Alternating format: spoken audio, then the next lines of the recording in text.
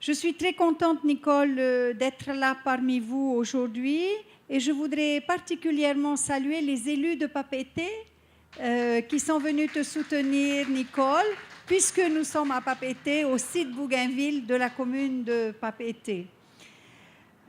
Je suis venue te soutenir, Nicole, parce que je me sens concernée puisque tu te présentes sur la première circonscription qui est composée des communes de Papeete, Pir'e, Aroué et Moorea. Donc, bien évidemment, je regarde qui est candidat dans notre circonscription. Et si je suis venue aujourd'hui, c'est parce que je suis convaincue que tu es la meilleure candidate, le meilleur candidat de la circonscription 1. Alors, bien sûr, le fait que tu sois une femme compte aussi dans ce choix, parce que je suis pour la parité en politique, mais pas simplement parce que tu es une femme, parce que tu es une femme compétente. Voilà. Alors, le député, les parlementaires, d'une manière plus générale, autrefois, nous étions 3 parlementaires, 2 députés, 1 sénateur. Maintenant, il va y avoir 5 parlementaires pour la Polynésie, 3 députés, 2 sénateurs. On a déjà les 2 sénateurs et cette fois-ci, il y aura 3 députés. Donc, il faut vraiment qu'il y ait une équipe forte pour représenter la Polynésie. Et donc, le député est au cœur de la relation entre l'État et le pays. Notre pays est en difficulté, tous ceux qui m'ont précédé l'ont dit, tout le monde le sait, et tout le monde se dit, mais quand est-ce qu'on va pouvoir se redresser? Comment est-ce qu'on va renouveler la Polynésie? Une des clés, vraiment, c'est le bon dialogue, la confiance entre l'État et la Polynésie. Et la confiance, elle ne se décrète pas. Ce sont des hommes et des femmes qui la construisent et qui la font vivre.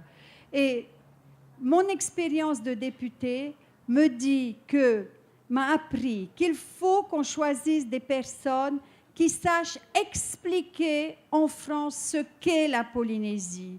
Et la Polynésie ne peut pas être comparée à une autre collectivité parce qu'elle est tellement dispersée sur l'océan, elle est tellement vaste avec nos 76 îles où il faut donner une égalité des chances à chacun où qu'il est. Ça coûte très cher, c'est compliqué à organiser.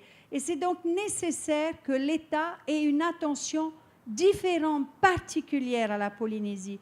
Et ce message, il faut le porter en permanence auprès de l'État, au Parlement, mais dans les ministères, auprès des uns et des autres, ceux qui ont justement à aider la Polynésie à se développer. Et je sais que Nicole, qui a de l'expérience maintenant, qui connaît bien la Polynésie et qui est attachée à la décentralisation des archipels, saura être suffisamment convaincante, disponible à Papeete pour faire connaître la Polynésie. Mais l'autre aspect qui a pesé dans ma réflexion, c'est aussi que Nicole est juriste. Nicole connaît le droit et le député, il fait la loi.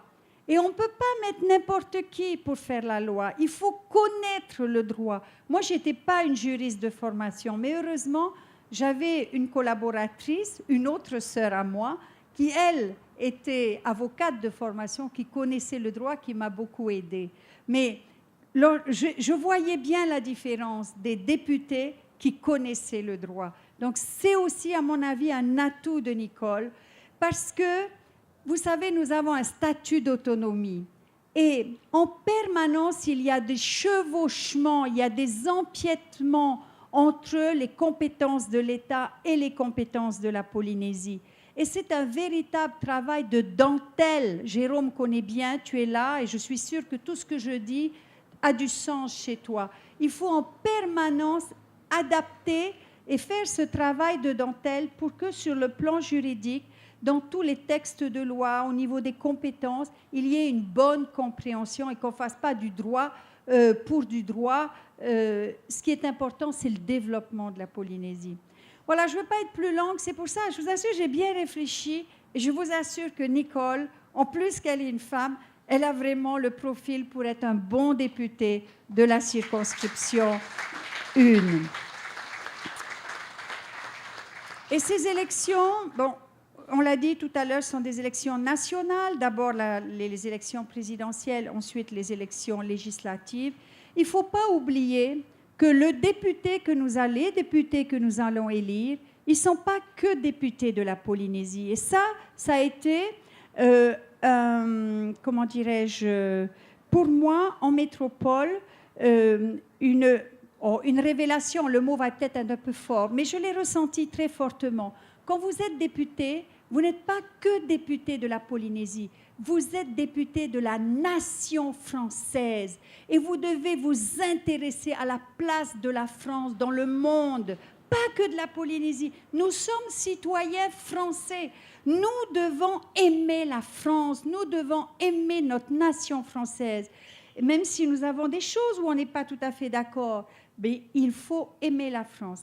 Et là aussi, Nicole, il faudra que tu aides les Polynésiens à se sentir à l'aise dans leur identité de Polynésiens, mais également de Français, et de participer. Il n'y a pas que l'État qui aide la Polynésie. La Polynésie a des choses aussi, des richesses, beaucoup de choses à faire connaître aux Français pour que les Français aiment leurs outre-mer.